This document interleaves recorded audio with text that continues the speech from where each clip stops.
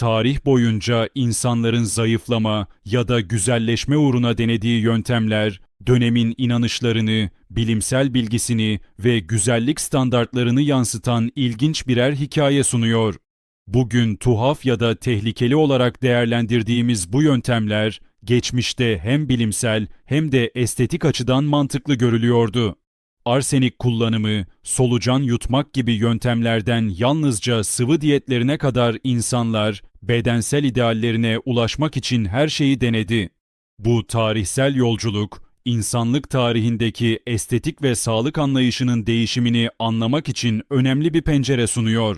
19. yüzyıl Avrupa'sında insanlar metabolizmalarını hızlandırmak ve daha solgun bir cilde sahip olmak için arsenik kullanmaya başladı. Arsenik içeren hapların kilo vermeyi kolaylaştırdığına ve genç bir görünüm sağladığına inanılıyordu. Ancak bu madde ölümcül derecede zehirliydi ve uzun vadede ciddi sağlık sorunlarına, hatta ölümlere neden oldu. Özellikle kadınlar arasında popüler olan bu yöntem, o dönemin güzellik anlayışını ve sosyal baskılarını açıkça gösteriyordu. 20. yüzyılın başlarında ortaya çıkan solucan diyeti ise, vücuttaki besinleri tüketerek kilo kaybına yol açan tenyaların kasıtlı olarak yutulmasını içeriyordu. İnsanlar kilo vermek uğruna bu parazitlerle yaşamayı göze alıyordu.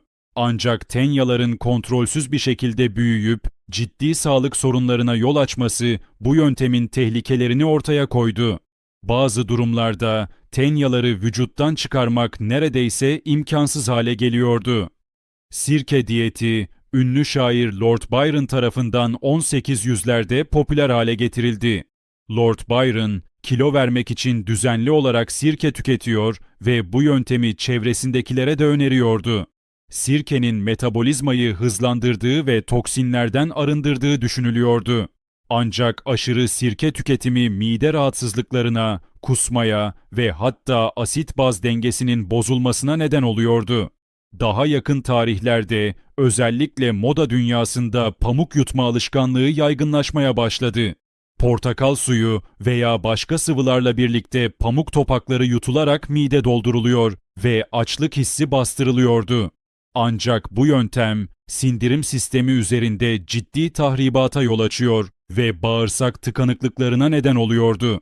Bu yöntem bedensel estetik uğruna insanların ne kadar ileri gidebildiğini gözler önüne seriyor.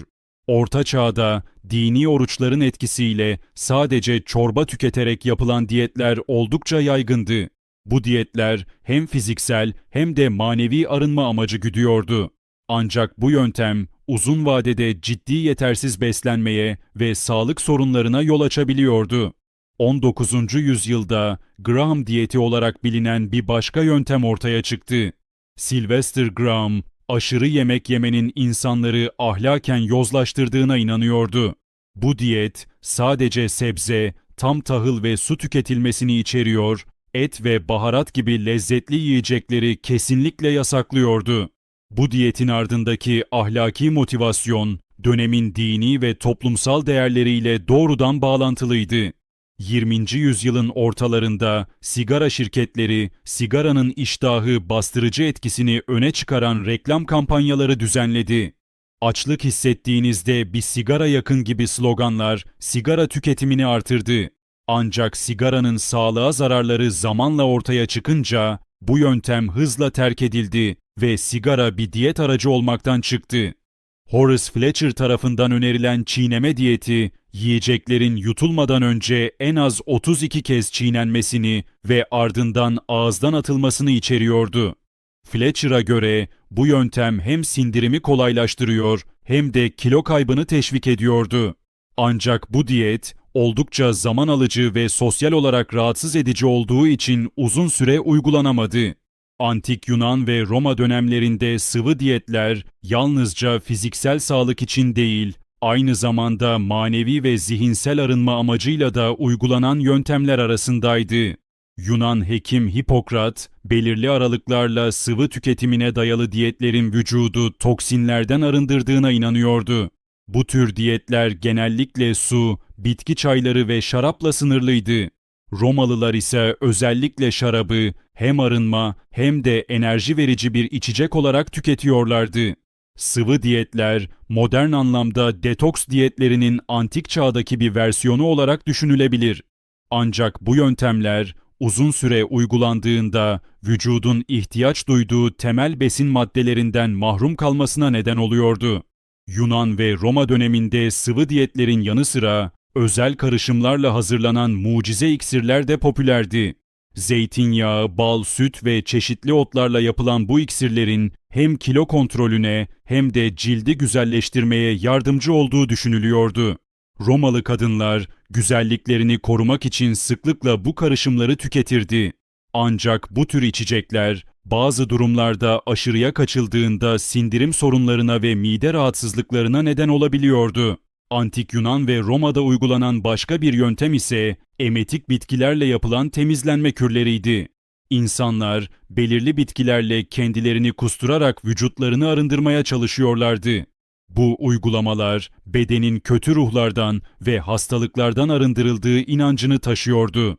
Ancak sürekli kusma, uzun vadede dehidrasyona ve vücut dengesinin bozulmasına neden oluyordu. Antik çağlarda kilo kontrolü ve güzellik için kullanılan diğer yöntemlerden biri de meyve oruçlarıydı.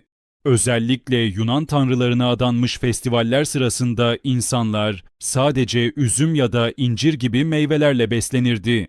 Bu meyvelerin hem fiziksel hem de manevi bir yenilenme sağladığına inanılıyordu. Üzüm, özellikle şarap yapımında kullanıldığı için kutsal kabul ediliyor, insanlara enerji ve canlılık verdiği düşünülüyordu. Orta Çağ'da bu tür diyetlerin yerini daha katı ve dini temelli oruç uygulamaları aldı. Manastırlarda yaşayan rahipler yalnızca sıvı tüketerek günlerce süren oruçlar yapıyordu. Bu uygulamalar hem ruhsal arınma hem de dünyevi zevklerden uzak durma amacı taşıyordu. Ancak bu tür katı rejimler uzun vadede yetersiz beslenmeye yol açarak sağlık sorunlarına neden oluyordu.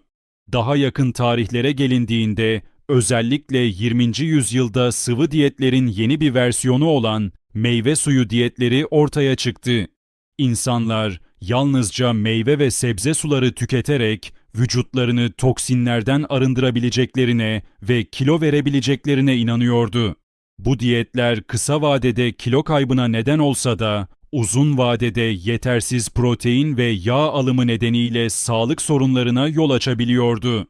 Günümüzde bu diyetlerin çoğu modern bilim ışığında tehlikeli ya da gereksiz olarak değerlendiriliyor. Ancak geçmişte bu yöntemler insanların sağlık ve güzellik standartlarını yansıtan birer kültürel fenomen olarak dikkat çekiyor. Her dönem kendi ideallerini ve doğrularını yaratıyor ve insanlar bu ideallere ulaşmak için bedenlerini oldukça zorlayabiliyor. Bu hikayeler bize tarihin ne kadar renkli ve şaşırtıcı olduğunu bir kez daha gösteriyor. İnsanların hayatta kalmak, güzelleşmek ya da toplumda kabul görmek için yaptığı şeyler bugün bize ilginç birer ders sunuyor. Eğer tarihin bu sıra dışı hikayelerini merak ediyorsanız kanalımıza abone olmayı, bu videoyu beğenmeyi ve düşüncelerinizi yorumlarda paylaşmayı unutmayın. Yeni videolarımızda görüşmek üzere.